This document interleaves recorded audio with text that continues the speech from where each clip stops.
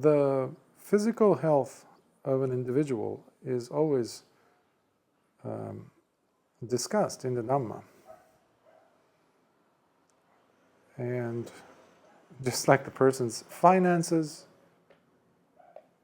some people don't know that Lord Buddha gave financial advice, accounting advice, as well as relationship advice to lay people, to people who would come with issues, and because Lord Buddha's teaching involves the whole person, the whole community. So people often forget to consider that, yes, Lord Buddha taught about dukkha or suffering, but you can't talk about suffering without discussing the causes for suffering. So it's, if Lord Buddha taught two things, one is dukkha or suffering, and the other one is the ending of dukkha. The ending of dukkha. So it's not a pessimistic path or religion. So health is always a priority in this Dhamma and Vinaya, in this dispensation of Lord Buddha's, that he left us with, that he taught for 45 years. So when it comes to health, you cannot ignore the importance of food, the food we eat. Now that food could be metaphorical in terms of whatever food you're giving to the eyes, food to the ears, to the senses basically. But especially in terms of the body, then we're talking about the actual physical food, which is the first of the four nutriments, ahara it's called in Pali. So this is very important, especially nowadays, because it seems that human beings today have gone down the wrong road, wrong path when it comes to nutrition, because there's so much emphasis on food, there's so much stimuli of your taste buds, your food. I'm not even mentioning the other senses, by the way. Of course, the eyes are always bombarded, the ears are always bombarded with all kinds of sounds, and the eyes with visuals, etc., etc. So, but I'm preferring to, given the question, initial, of fasting. So fasting, that's what I would like to say a few words on that, because this is something that keeps coming up, given the nature of food and the lopsided way that we observe or look at food or nutrition. By the way, most of the food that you find in restaurants, in markets, etc., wherever they sell them, most of the food is not that nutritious, if at all nutrition is to be found. Most of it is not. Most of it is actually fried, or they use vegetable oil, which has nothing to do with vegetables when you think of it. It's actually processed. In the West, what they did was they initially had lots and lots of quantities of oil from car engines and things like that. And there's YouTube videos of this. In fact, you can watch as to how they process the oils from these heavy-duty machinery that are so murky looking, dirty looking. And they put all these different additives and things in them and process them and get these things called vegetable oil. Because when I grew up, vegetable oil, oh yes, vegetable, oh this is vegetable oil. You would think vegetable oil, let's say avocado oil or olive oil, that's what I usually would enjoy growing up. But so that's what one might think. But these are all things that people fool you with, just like, fat-free stuff, fat-free things. These are all ways to make the people who own these industries become richer and richer. We don't need to snack 6, 7 times, 8 times a day. That is what an infant is taught from a very young age. In fact, try to feed a child in the morning. They don't want to eat because their bodies are well balanced. Their gut system is very well balanced. It hasn't been ruined yet by the public schools and others, whatever they have in the cafeteria, the poisons they put in there on their lovely trays. I might have mentioned this, forgive me if I have, but basically it's, there was a time when I was a high school teacher, and I used to, at a K through 12 school, and the principal one time asked me, because I was also the nutrition and science teacher, so I went to kind of plan out for the kids a new healthy list of items for them to quote unquote snack on, because apparently that was going to be on the table, snacking. Because I made a big, noise I was a layman, of course, talking over 20 years ago. And the principal agreed, and because there were a few vending machines that were selling the kids poisonous stuff, like poison. When I say poison, I mean sugar, food colorings, things like that. And I would observe the behavior of the children, especially on Halloween, when they would have bags of chocolate and candy, and they were not allowed to, after the first or second year I was there, they were not allowed to have any candy before coming into my class, because otherwise, you ask this to any parent or teacher, they will tell you this, they become a totally different person. So uncontrollable, so violent, so noisy, so uncontrollable, that's it. And you're trying to control a class as a teacher, the only teacher in the classroom, 30, 40 of them. So then basically I picked up one of those small cartons of milk that kids drink for their lunch, and they were having 2, 3, 4 of them a day. And I would look and I would be just shocked at the amount of sugar in there and the other chemicals that are in there. And the milk is not even real milk. It's messed up. It's mixed up in so many different things. No wonder the kids in the US and elsewhere, in Europe nowadays, in South America, everywhere, they're obese, not overweight, they're obese.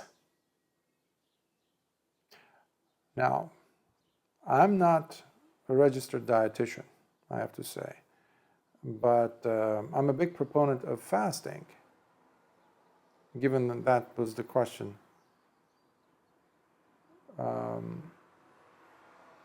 I'm not licensed or certified.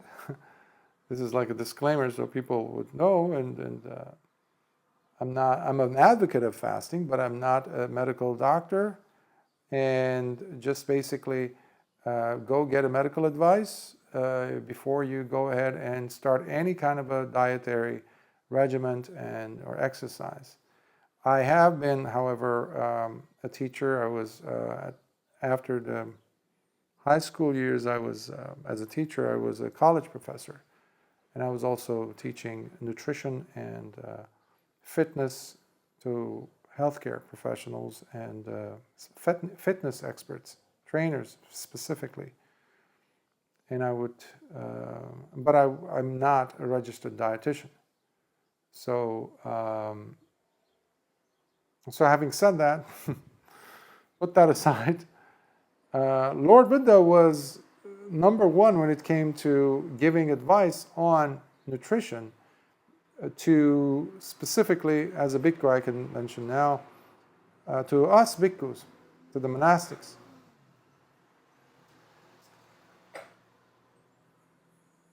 Because there's always all this talk, and because the internet is making all these resources available, research, studies, and all that, tests and things, that people are coming out and just saying, wait a minute, the things that people thought about, let's say cholesterol, it's not all bad, because now they prove that if you eat fatty foods, if you eat fat, if you eat high fat foods, your cholesterol is hardly going to rise. If it does, after such a long time, it's such a small, minuscule amount. So that's not the cause, because the liver makes, by the way, 80% of your cholesterol is done by your liver. So it doesn't care, your body doesn't care whether you do eat fatty food or not. It will make it, just like your stomach. If you eat too much acidic food, guess what? It will take control and it will make alkaline or basic, it will balance it out to balance the pH level of your stomach. And similarly, if you're eating too much basic, too much alkalinity, oily, etc., it will create the opposite. So the body has its intelligence, that's what I'm trying to say. Now, what does that have to do with Buddhism? Well, a lot, because several of my teachers during the past 30 years, 30-some years actually, 37? Something like that. Years, several of them have died because of diabetes. My teachers, I knew them, I was attendant to them. I used to take care of them at one point or another. They died. Sometimes it's a nasty death because you see the person's body getting, they have to get certain body parts amputated because they develop gangrene and things, usually the extremities like the toes, fingers, things like that. And the doctors, to stop it from spreading, they have to cut it. But when you look at the monk's diet, you have rice, you have noodles, you have, if you're in Asia, you have those, and you have fruits. Fried sweets. And when you look at the nutritional value, there's hardly any. I remember when I used to sit with Bhante Punnaji, who also passed away, unfortunately, one of my teachers. And I would take him whenever he would come to the US, I would take him to get his vitamins and things like that, and shopping. And he and I would talk, and one time I went into his room and I saw how many different medications he was taking. And I said, Bhante, this is too much, isn't it? This is what I have to, Chandana. He says, what can I do? Because this is the result of bad, and he was one of the most aware monastics I know, or I knew, who aware of the science. He would always value science because of his educational background, but he would say, this is what they're bringing for food. I have to eat rice. I have to eat all the junk that they bring me. He and I would laugh, when he would say stuff like that. But he says, what can I do? I said, Bhante, you need fats. You need meat. You need protein. I don't care where you get the meat. Or the protein, but you need food. After he died, when I was in Malaysia, I was in KL where he used to live. I saw firsthand the food that they would bring. You would have all these lovely people who would have toiled over preparing food, and they're so thrilled to bring food to the monks, to serve food. But then I would look. I have a nutrition background. I said I was also a certified personal trainer, all kinds of certifications in that. But I'm not a registered dietitian, again. But I would look and I was like, so where's the healthy stuff? Even the durian or the dragon fruit or the passion fruit, all these bananas, things like that, that I would look and say, yes, these are healthier in some sense, but they have tons of sugar. These are carbs. They're bad for you, ultimately. What about the rice? So I started to avoid going to have lunch. But by the way, this is not a unique case, by the way. Because I would look around the room with the other monks, guess what? This is not an exaggeration. Everybody, from the abbot downward, was on diabetes medication. This is not an exaggeration, this is a fact. Go to every Buddhist monastery, you will find monks on diabetes medication. Not meditation, but medication. Sadly, so many young monks have died already, obese, or just from diabetes type 2. This is something that no one is talking about in the community of Buddhists. And no, being a vegan is not a substitute, because I have not seen a single healthy vegan, ever. Ever. Despite what they tell themselves. Because the complexion, you can tell a lot from the complexion, the eyes. Even if they look skinny, but no, look at the visceral fat. I encourage them to go get MRI scans of their visceral area, their torso, their stomach, and they will see all the white stuff in there. That's not muscle, that is fat.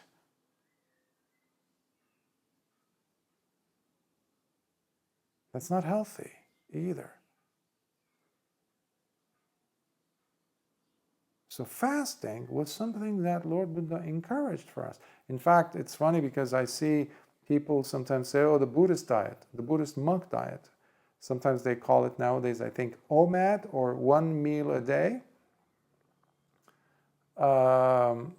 That's not entirely accurate, but let's say it is, for argument's sake. But basically, it is still better than eating 6-7 times a day, for sure. But what is it that one is eating? So, the fasting to abstain from food is different than starving. Many people feel they equate the two, starvation and fasting, and that's not accurate. By the way, there are some wonderful resources out there that from experts. I, despite all my background in health and trainers and fitness experts, I will still say I'm not an expert. However, there are experts, doctors. Jason Fung, F-U-N-G, is an expert, and I highly recommend reading his or following him. I think he's also strongly and has a strong presence on social media. Doctors Sean O'Mara, he's really good. Dr. Ken Berry, I highly recommend. Dr. Chaffee, I highly recommend, among a slew of doctors and nutrition experts. So I highly recommend you go and do your own research. They are experts, and they talk with numbers, facts, not the lies that we hear in pop, culture. Because we are influenced by our culture. Just like we are influenced in thinking that Buddhist monks are healthy. No, they're not. We are not. You have to work to get yourself back to the level of health that Lord Buddha's bhikkhus had at that time. We had to, I can't take credit for it, because the earliest bhikkhus, had to walk. Even though in some parts of the world you do have monks doing that still, fortunately. But many of them do it while still being diabetic because of the consumption of food. It wasn't just one meal a day. Oftentimes, many of these bhikkhus would completely abstain from eating food if they noticed that they had too much rice, if they had too many carbs, if they didn't have enough food, if they had too much sugar, shall we say. Because you survive on whatever is offered to you. Okay? You are picky to some extent, as in you see something that you don't like, you give it away, or you don't accept it. You walk to the next person, next house, or whatever, if the food is bad, etc. But ultimately, you accept. It's your choice whether you eat it or not. You bring it to the monastery, you share it with the other bhikkhus if somebody... But overall, the ultimate authority is you. So you have to check your body. Venerable Sariputta would say, walk away from the bowl, basically stop eating when you notice that you can still eat 3 or 4 mouthfuls. Don't keep, filling up your gut with food, especially because rice is going to, once you eat it, it's not going to stay in that shape. Especially because of the moisture in your gut, in your stomach, in your gut especially, it will turn, in your stomach, it will grow in size. So if you fill up your gut with so much rice, so much food, so much bread nowadays, because they didn't have bread then over there in Asia, now they do, or the noodles, it will expand. So they knew about healthy nutrition.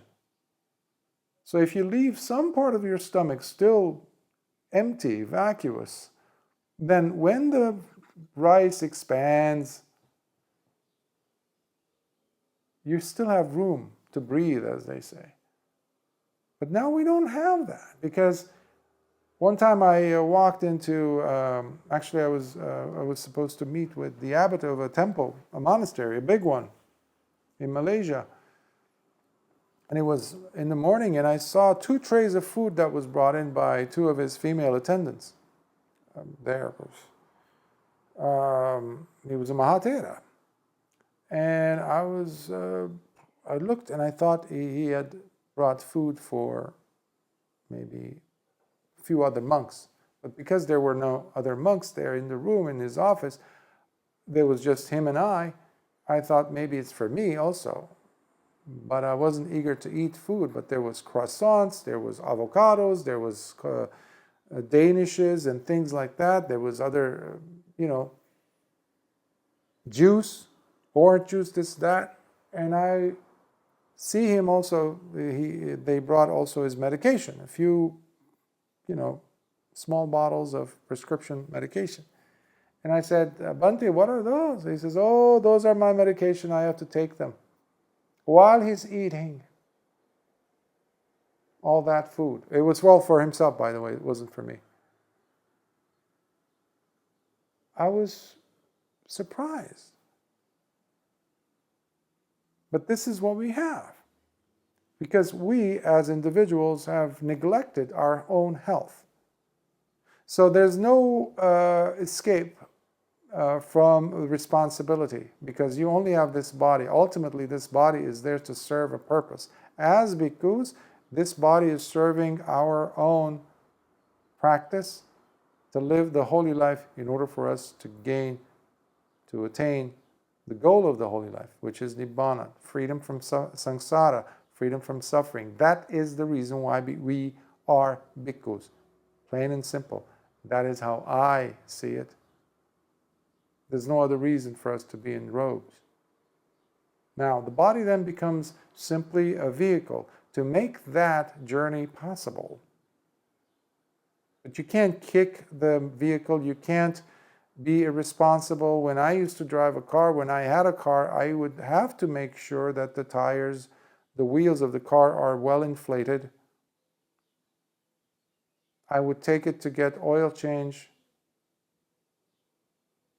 I will have to take care of the car. Keep it clean in a sense, at least on the inside. I didn't care about the outside. Why? Because it was taking me from places, to places. It was helping me to get whatever I needed to get done. It was allowing me to. The body is a perfect example of that. So it's refreshing to hear today, human beings, science finally catching up to the fasting regimen, that no, you will not die. A pound of fat has about 3,500 calories. That's 3,500 calories. On average, a human being has about 35,000 to 400,000, especially overweight, calories. So you're not going to die if you don't eat for a few days. And then the funny thing is, when people would start retreats, they would come, oh, Bhante, I'm dying. It's like, dying from what? Well, we don't have dinner. Well, yeah. Don't worry, you're carrying your lunch with you.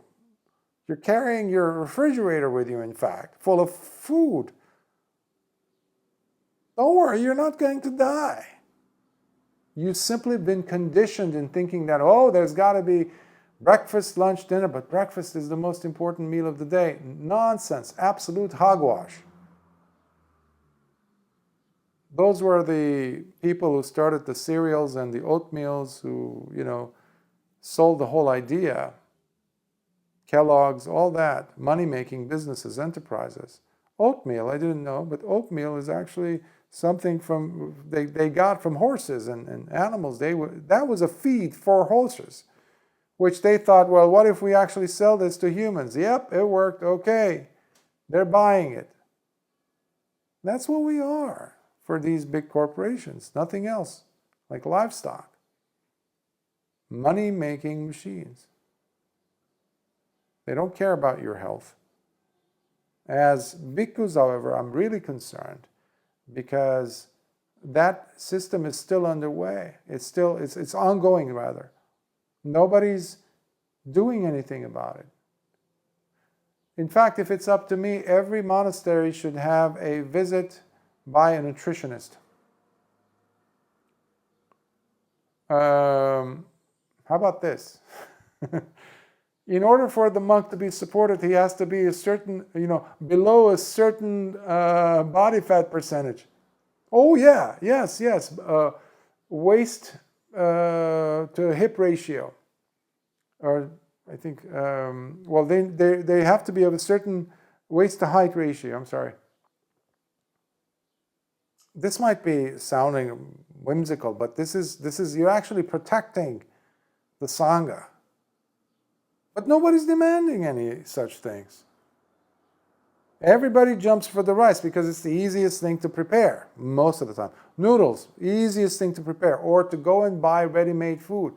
Check to see the quality of the food.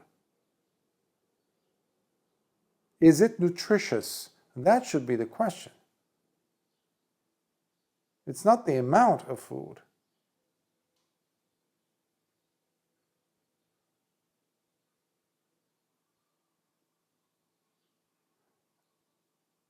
Fasting, as I was saying, I mean, there's obviously, it's not meant for everyone.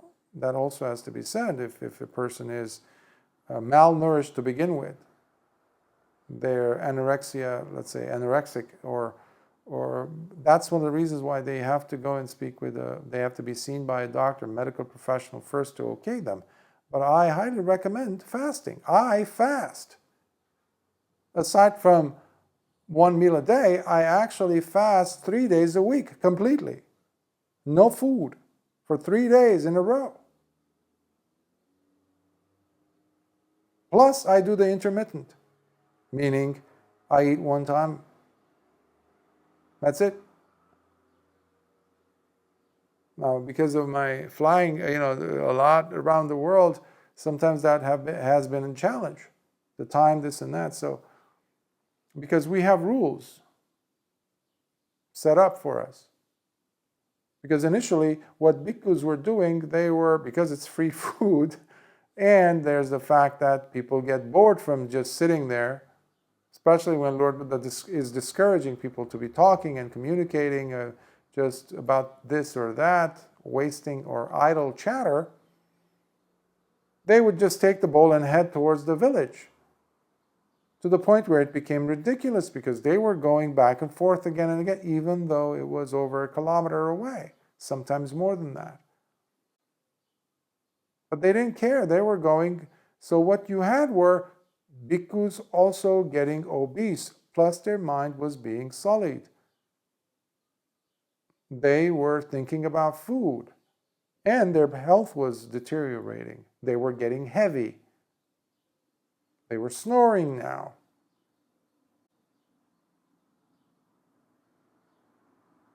But each individual has to ultimately take care of themselves. So Lord Buddha, and to help them develop, Lord Buddha minimized that. Minimized that again and again, and some bhikkhus didn't like that. To this day, you have entire traditions that don't like it when they don't have the lunch, dinner, and breakfast included. And snacks in between, you have that. Entire traditions that focus so much on food, they miss the point. The body's there as a vehicle to keep healthy so that you can do what you need to do with it. You need your protein. You need your fats. Some carbs, yes.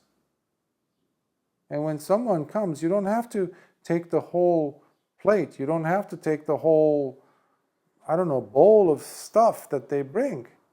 Pass it along. Sometimes the food would be so much that I would just take, let's say if the bananas were too much, or passion fruit or whatever that, I would keep on my side of the table.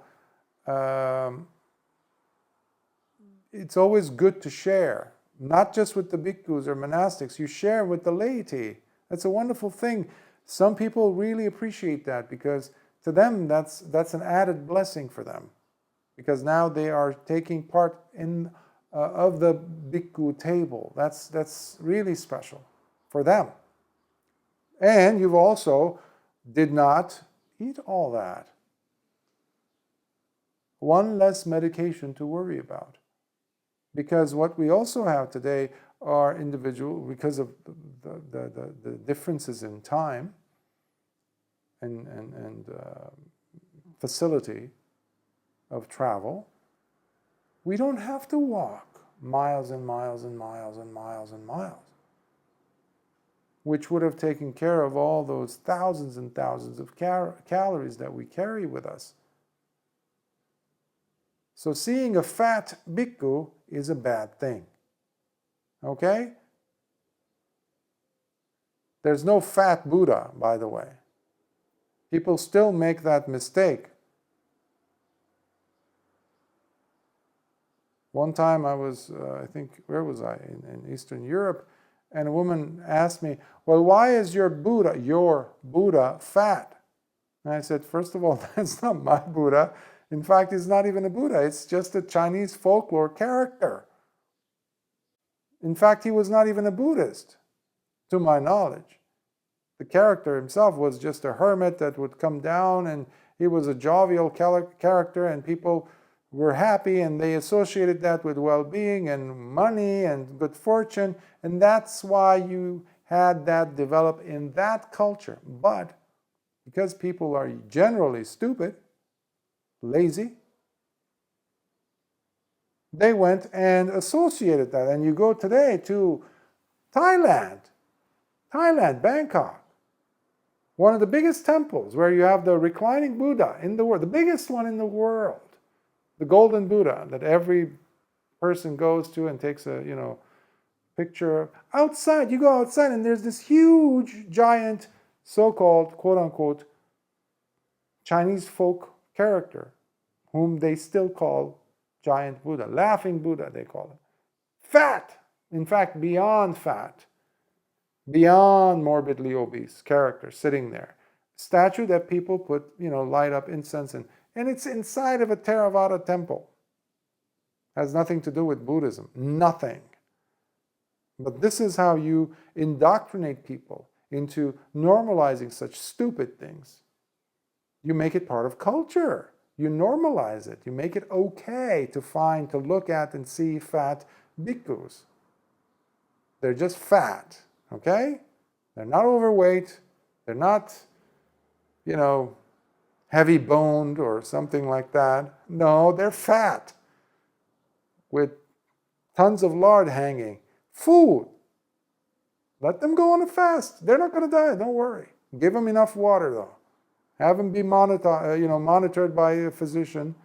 But please don't feed that stupidity. As well as, especially if it's a lovable character, especially if it's someone that's helping you, you want them to be around, not end up losing them like I did with my teachers. There was one Mahatera who one day said, I think I'm going to, he held on one of his, body parts where is the flabby. He says, I think I need to get plastic surgery to get removed, to this removed. And I said, whoa. Wow. I didn't know what to say.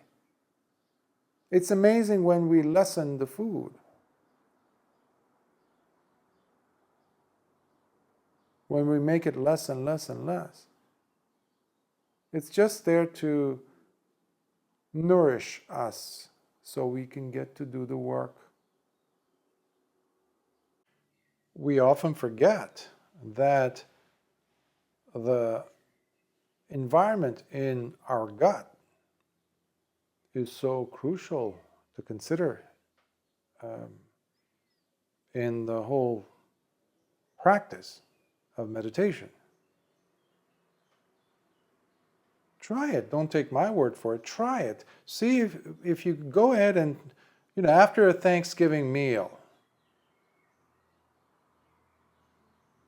what people say, food coma, or too much tryptophan, or things like that, and blame the turkey, poor turkey.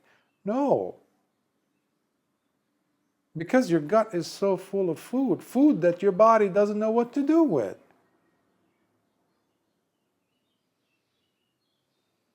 That's going to impact your practice. That's not proper diet. That's not proper food intake. That's not how our ancestors ate. Our ancestors did not snack left and right. This is all the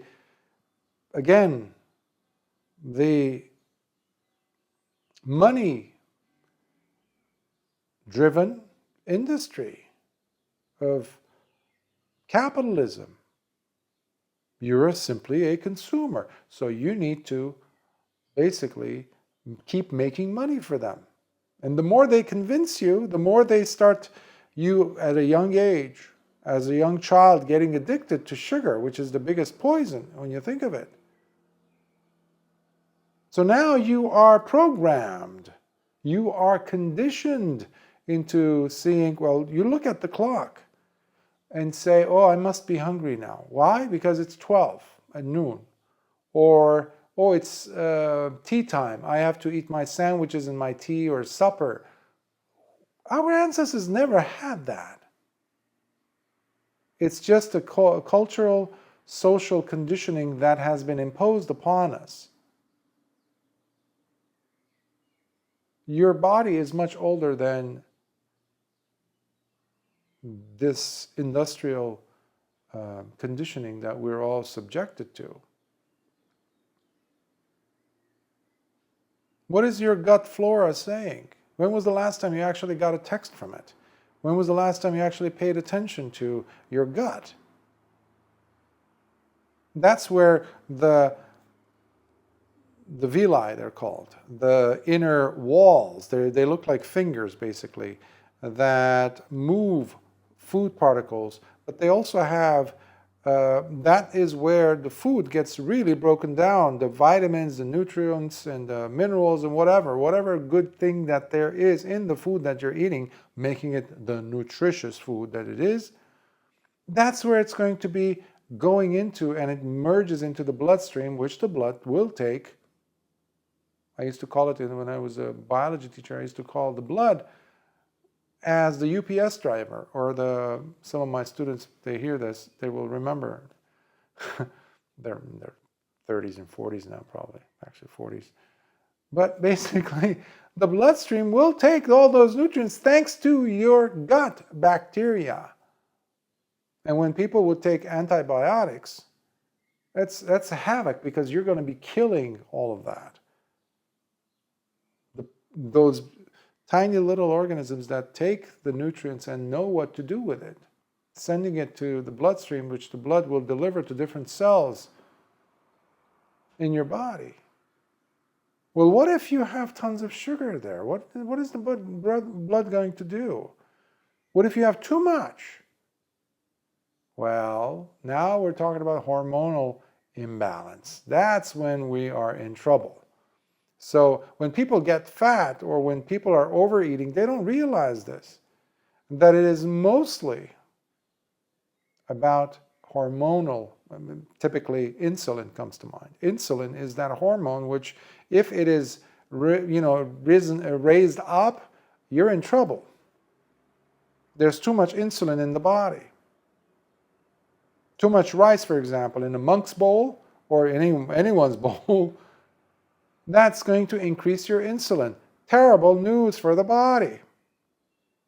Why? Because eventually you're going to end up more fat, unhealthy, diabetic. Why? Because there's so much insulin in your system. And now your hunger receptors aren't working anymore. Why? Because there's no need. There's no need, the body thinks. Why? Because you have tons and tons of insulin, which equates to there's a lot of glucose, sugar, coming in, which the body says, okay, I'm going to eventually turn this into fat, so we're good. But that's not how the body is supposed to function. All this, do you not think that this is going to have an impact on your meditation, clarity of mind? Because sooner or later, you're going to start seeing behavioral changes, because you have those spikes. Now, the person doesn't even know, like I was mentioning about those students that I would not allow to come into my classroom if they had eaten the Halloween candies that they would collect in their bags. Utterly poisonous stuff. Why? Because they would spike and then they would crash. So the person you would look at, this is not the same person as they're basically high on sugar, on candy, on glucose, which is affecting their gut flora is all messed up. The gut microbiome is imbalanced. And when you consider that majority of serotonin is done in the gut, norepinephrine, dopamine, and you're poisoning that environment, you're turning it into a cesspool of poison, of, well, messing it up, destroying it. How is that not going to affect the clarity of your mind? How is that not going to dislodge you, even if you were in an upekka mode? That's why I don't trust anyone who's fat, teaching wisdom, trying to talk something that has panya in it. Especially when you consider that typically when bhikkhus would teach, we get this tradition from Lord Buddha, of course, many suttas were given at the house a householder who had just offered food. So they had just eaten. But if you're having several bowls of food or heavy, heavy food, how is that not going to affect the discourse, the Dhamma being promulgated there? Because the Arahant still had a body. Chances are, therefore, one would deduce from what I'm saying, that you did not find that many fat Arahants. Because they knew when to stop. They knew when to stop. I never come across any Arahant's story in the suttas, any of the Theragatas, where the Arahant had to lose a toe or a limb because of their diabetes. But that's what you have today. All across Asia, you're finding this. Then you see this huge Ajahn all of a sudden tied up, the toes, there's a toe missing or two, or they now have to be moved left and right. You have monks nowadays refusing to walk around in their own monastery, because depending on the size of the monastery, of course, but they like to move around in their golf carts, which some lay person, lay devotee, let's say, or a donor has. That's one of the worst things you could do to a monk. Because they need to move their body, unless something terrible has happened and they can't, of course, walk anymore. Not having anything to do with the gut microbiome, by the way, or the diet. Something that might have happened to them. Okay. But when a bhikkhu has control over their intake of food, their proper diet is not there, and they're not fixing it, there's a problem here. The Dhamma that we share with the world has everything to do with the way we are practicing the Dhamma in our world, in our personal life. So it is a reflection, must be a reflection of our life, which means how I take care of my mind as a bhikkhu, as a practitioner, how I take care of my body. That has to go with it. They work in conjunction. So it's not one thing here and another thing there. That's what you're seeing. What you're seeing is a lot of flobs, a lot of like blubber sitting there in front of a Buddha statue and covered up in robes. Sounding spiritual and sounding something otherworldly, and yes, being moved. No, that's ugly. Lord Buddha was never that. None of the Arahants were like that. So why am I like that then? I cannot give myself the permission to be like that. So long as I'm alive, I have to take charge of what I am eating. Ancestral food did not include 6-7 snacks. Did not include 3 times a day eating, sitting down and gorging yourself with food.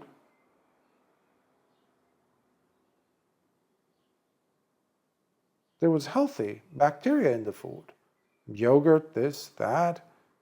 Rice, okay, but rice was cooked with proper animal fat, with proper ghee, purified ghee. Nowadays, they don't even do that.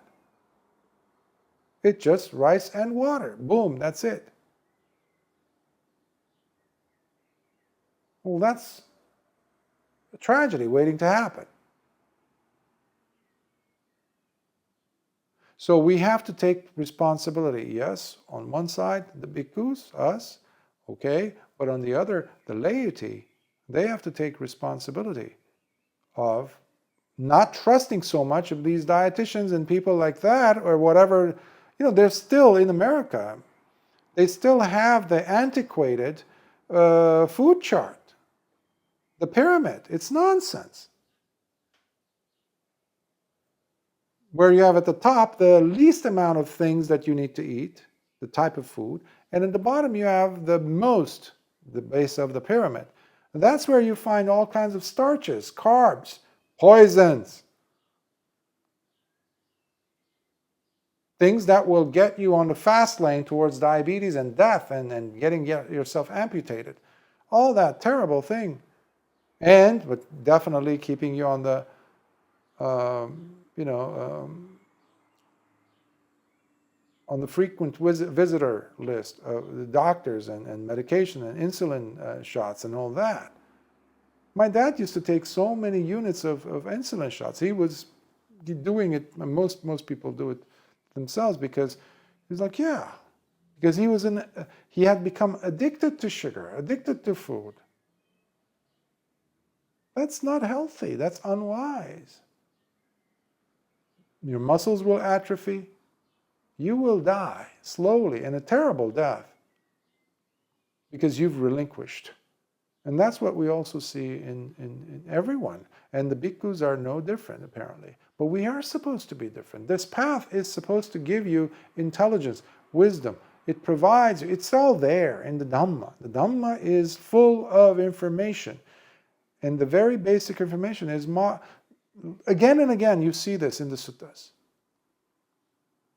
Be moderate with your food, Lord Buddha says. So many suttas.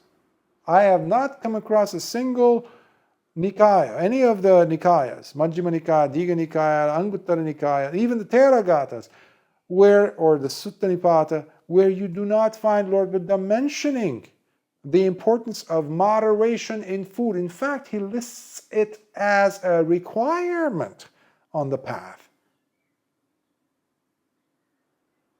So why aren't we moderate in what we're eating? Again, just like we were saying about the eyes, also being moderate with your other senses. But this is the one where we are putting stuff inside the gut. So don't take anything simply because it is offered to you unquestioningly. Do some research. Tell the supporters, I don't see it healthy. No, don't bring me any candy. People were bringing me candy. Things. And they would ask me, Bhante, what would you like? So I would say dark chocolate. But I would have to limit them. So let's say it has, the bar of chocolate might have 10 or 20 pieces in it. I would take one piece and I would eat that maybe every 2 days. I could gorge the whole thing. I could easily, it's nothing, right? But no, somebody has to put some limits on that. And this is called sangvara, restraint. There's no, yes, you're not breaking any precepts, this and that, but I am not protecting my body otherwise. If I'm taking diabetes medication, unless I'm type 1, okay? But type 2 diabetes is something that is self-induced. You are responsible for that, which means the hormonal imbalance is so off whack, you need to fix it. And one of the best ways is, as I was mentioning, fasting. But you need to go and... Our ancestors were wiser. The ancestral gut is wiser than ours. But you can easily bring it back online. You can easily address that with some restraint, because there's so much wealth of information out there. So don't believe that food pyramid, this and that, because they're all antiquated. People still talk about cholesterol, high cholesterol, and take statins and things like that. They're all nonsense. They still sell things that say fat-free. People still believe that nonsense. That's from I think it was 1957, 1970s. It's so antiquated and it's not well researched. People have done research in Massachusetts, Birmingham, I think it was, and they had the biggest research, basically, that was done covering 3 generations of people. I think it's still ongoing, to test the different effects of nutrition and on people. So it was a wide range of, I think it was over 1,000 people when they started, but there's 3 generations. So you can track it across time. Wonderful wealth of information being gathered. And they saw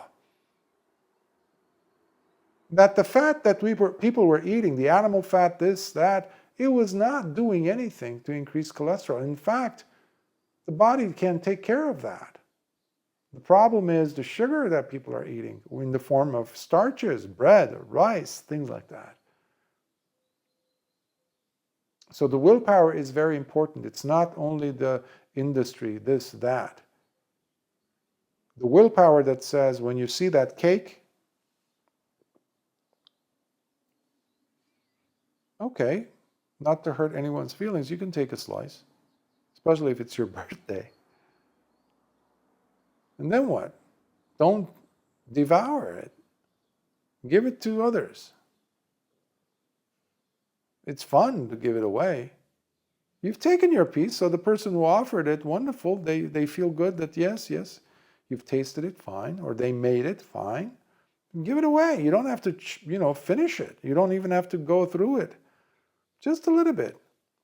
That is all about your willpower. And over time, especially with the fasting I was mentioning, when you do it wisely, with the necessary information and support, you're not going to starve yourself. You're not.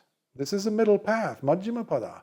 Majjhima Pada means following the Noble Eightfold Path, which means right action. Right action involves you being smart about the way you're doing things, including eating. And by the way, it should not be the highlight of your day. In many cases, that's what I found. For many monks, that is the highlight, the most exciting part of the day. It's sad to say, but this is a fact. Because there's nothing else, because the people are not practicing. Or chanting. That's another thing. Chanting has become the highlight in temples. Chanting is, one of the most useless things you do if it is not balanced with meditation. Meditation has to be number one. It has to be the majority of the time. So chanting can be justifying of itself if it is used in conjunction with, but again at a lesser level of importance than your meditative practice. But then when you look at it from the side, you see that food is at the apex in monasteries and temples, and that is wrong. And similarly, in your own temple, that's called your life, food should not take precedent against in front of everything else. And you will not starve yourself, because fasting is not starvation, okay? That's what the food industry has made us believe. That's a big, big, big lie. It's not misinformation or disinformation. There's such a thing called lie, People are lying through their teeth. And we have to call it out as lies, not a misinformation. No, you're lying. Politicians keep lying. Doctors keep lying. Yes. Because there's a lot of money to be made from the meds they sell, they push. So we have to do our own legwork, due diligence. Fortunately, there are some good doctors, like I mentioned. They're available. You can even get consultations with them if you want. I have nothing to do with them, by the way, but I've read some of the things that they have said about these things, and they are true experts. Like I mentioned, Dr. Sean O'Mara, Dr. Fung, Jason Fung from Canada. He's a specialist when it comes to diabetes. And I think these are best-selling also. Dr. Ken Berry, Dr. Chafee. So don't be afraid to look broader. And they are up to date with whatever research is being done. And they don't have any special, they don't work for any special interest. They work for the interest of humanity, which is wonderful. As a Buddhist monk, I highly, highly endorse such behavior, because I don't see healthy diet practice in the Buddhist community today. Because you have these two extremes, like I was saying. People pushing for vegetarianism and suffering because of that. You have that a lot in Mahayana Buddhism. Monks are leaving the Mahayana tradition and becoming Theravada monks to recover from that. Unfortunately, the damage is done for so long, like the case was with Ajahn Dhammabuddha in Malaysia. He suffered terribly, and you can listen to his talks. They're on YouTube. Unfortunately, he was such a good monk. Unfortunately, we lost him again. Again, as in one of those good teachers who passed. And then you have also this vegetarian movement and the veganism and all that. That's one extreme. And then you have the obese monks. This is not the middle path. Where's the middle path? So science has a lot of wonderful things to offer us today. So I hope this gets people excited about, okay, I can have control over my body. Yes. And you can heal your gut flora. You can heal. You can definitely heal. And plus, it will augment your meditative practice. It will help your sila. It will help your mind, because your head, your brain, has everything to do with your lower brain, meaning your gut. Whatever hormones, whatever wonderful chemicals that are being produced that make you feel good, majority comes from your gut. So maintain the purity of that environment. After all, where do we spend 9 months of our life on this planet as human beings?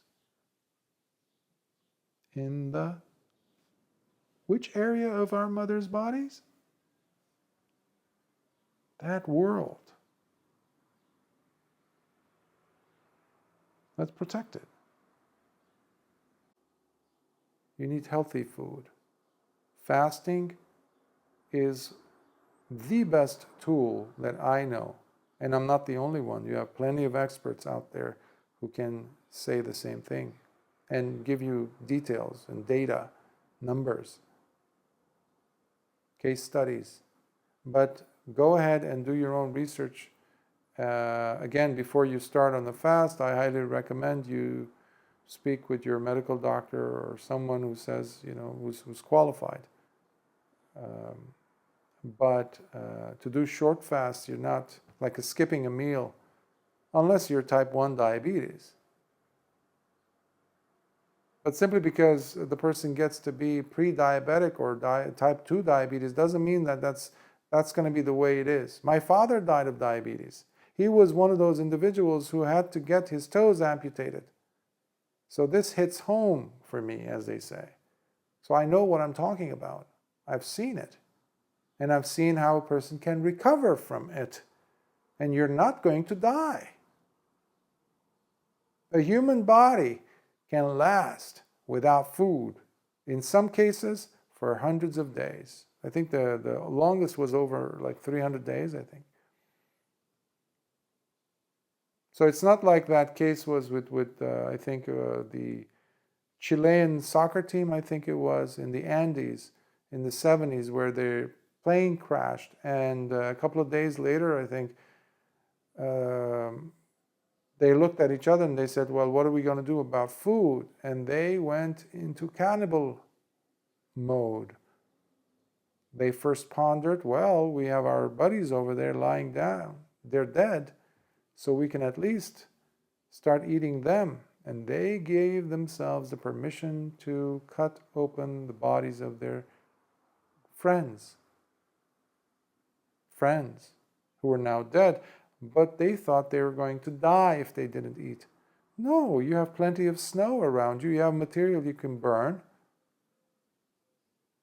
You have trees. You have wood, basically. You need water. That's all. But people are so quick to assume they're going to starve. I was mentioning veganism. That is starvation. After you hit a certain point, when your body fat percentage drops below, I think, from what I recall, 4%, that's when you start to eat your muscles. Okay? But before that happens, in the fasting stages, your body lets you know that I am hungry. And then you eat. And that's the end of that. But when your body's not getting food, you are starving it to death. That's what would happen in concentration camps. That's why you have those terrible, terrible pictures of people, skeletons walking around. And that's what you have with many individuals. I haven't seen a single healthy vegan. Really. I've seen a lot. They need to supplement it in so many ways, plus they still end up looking dismal. Yellowish complexion, the eyes, the body, the attitude, the gloominess, the anger, oftentimes. That's a common denominator that no one talks about. And issues with the bones and the joints.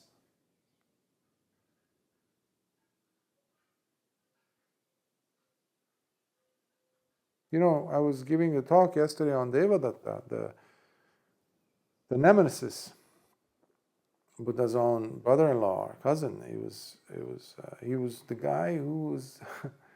I say the guy because he lost the status of a bhikkhu, given what he said, what he did. And he was the big proponent of vegetarianism, and he was addressing Lord Buddha, who had actually lived what it means to be starving yourself to death. Lord Buddha had done that for about 7 years. So he came pushing for the bhikkhus to turn vegetarian, as if that's somehow going to make a person more spiritual. You have that delusion to this day. People who follow a vegetarian diet or vegan diet, they presume, many people, I'm not saying all of them, many of them that have approached me, there's this blind belief or understanding, deep understanding or view rather, that they will be living a spiritual life based on the diet that they maintain. In this case of Devadatta's vegetarian, Lord Buddha said, no, I'm not going to turn that into a rule. If the individual monk wishes to live while following a vegetarian diet, that is up to him. But that will not be the rule, because we also have to make it possible for individuals who have other things to offer us other than vegetarian to gain merits. But Lord Buddha was also aware of the nutritional value of other things other than vegetables. Rice and grains will never substitute real, proper human diet. It's impossible, despite what people have been saying. Again, do your own research and don't be biased, because most of it is biased information. They're starving themselves. I was a vegetarian for over 10 years. I know. And I was taking so many different types of supplements. I would spend over $300 per month, US dollars, okay, per month on supplements. I would research this and that, how can I augment this and that, and still I suffered for it. So we have to apply wisdom, as I was mentioning to another student earlier today, how it's not enough to get a little bit of information, because that's very dangerous. You need to get proper information, but you need to get a good understanding of what it is that's happening. You need to weigh the different factors and understand why you're doing something. The why has to be important, but How are you doing this is also important. They go hand in hand. What you have is many people are very emotionally based in their judgments, in their views. When you go poking around trying to understand why is this person compelled to do this, to follow such a lifestyle, you see the errors. Most people don't know that hunger is not the way it is not related with the gut. The way people are eating actually and calling it hunger, I'm sorry, I'm hungry, Bhante, I need to eat my dinner, I'm supposed to eat this or that. It's the head they're going by. They're thinking, just like I would say when I was a therapist, I would say you're to a person who is overeating, let's say, struggling through that, you're eating emotionally. You're not eating it with your gut. You're not even tasting the food. Similarly with this thing called hunger.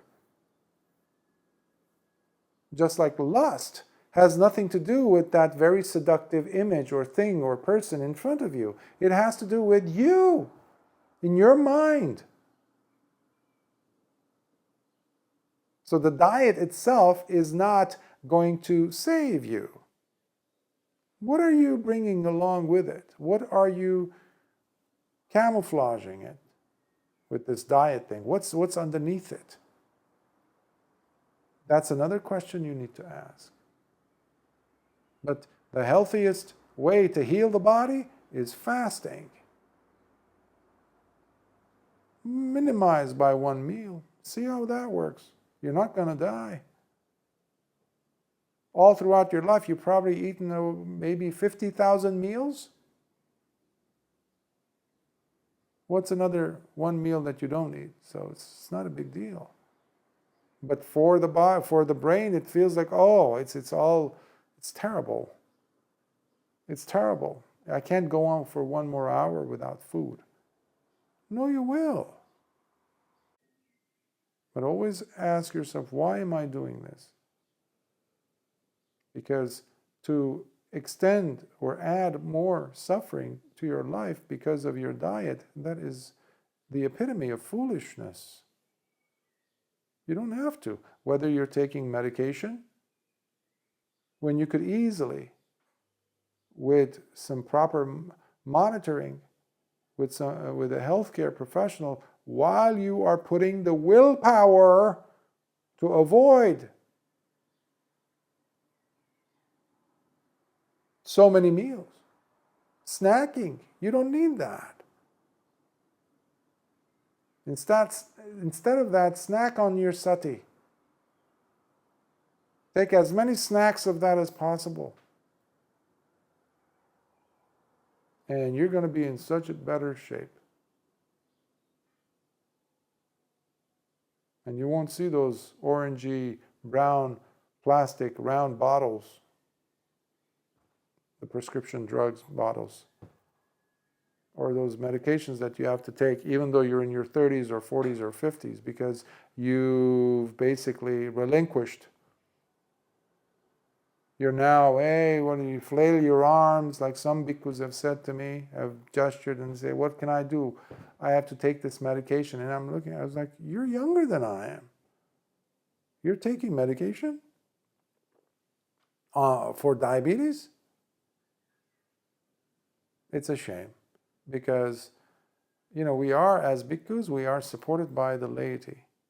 So, in a sense, our bodies, so long as we are monastics, in some way one can interpret it as we belong to the sasana. Okay? We are being taken care of by the laity. So in essence, by extension, one could say that our health is also dependent on the laity. After all, our requisites of food and medication, as well as the robes, where we live, they're all up to the laity to provide us with. Health is also included there. So if I'm not taking care of my health, despite the fact that the laity, my lay supporters, are helping me, by providing me with the necessary food and sustenance, then all I have to do is be watchful, be careful as to how much and what kind. And there's no excuse, well, the food that they're bringing me is so bad quality that I have to eat it. No, you don't. Tell them. Because that's what I said to Bhante Punnaji, one of my teachers, who passed away. He shook his shoulders. He's like, yeah, what can I do though? I can't tell them don't bring. But Bhante, your health. This is not right. 20 different medications? Are you kidding me? So, in order to maintain our health, we need to make decisions. So there's no harm in telling a person, I can't eat that, please. Or even to yourself saying, you know what, I've had too much rice. There's nothing wrong with accepting and just putting it aside and saying, I will accept it so you gain the merits, because some people feel very strongly about that. And yes, I understand that. But there's nothing wrong with telling them, by the way, I've been researching this, and the doctor has said this. Guess what? They will bring you those eggs, they will bring you the protein, they will bring you, and they will do more research, and they will bring you the right nutritious food. And you might help them also change their diet and improve their health. Because chances are, if they're bringing you this kind of food, they're also eating it. Which means the poison is also in their system.